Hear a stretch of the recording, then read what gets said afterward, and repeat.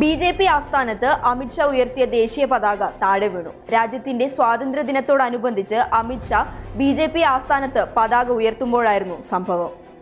അമിത്ഷാ ഉയർത്തിയ ദേശീയ പതാക മുകളിലെത്തിയ ശേഷം തിരിച്ച് താഴേക്ക് പതിക്കുന്നത് ദൃശ്യങ്ങളിൽ വ്യക്തമാണ്.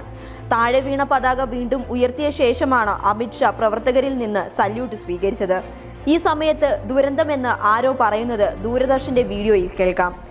രാജ്യത്തിന്റെ പതാക കൈകാര്യം ചെയ്യാൻ അറിയാത്തവർ എങ്ങനെ രാജ്യത്തെ കൈകാര്യം ചെയ്യുമെന്ന് ചോദിച്ച് കോൺഗ്രസ് അമിത്ഷായ്ക്കെതിരെ ഇപ്പോൾ തന്നെ വീഡിയോ ഏറ്റെടുത്തു കഴിഞ്ഞു. News desk public Kerala.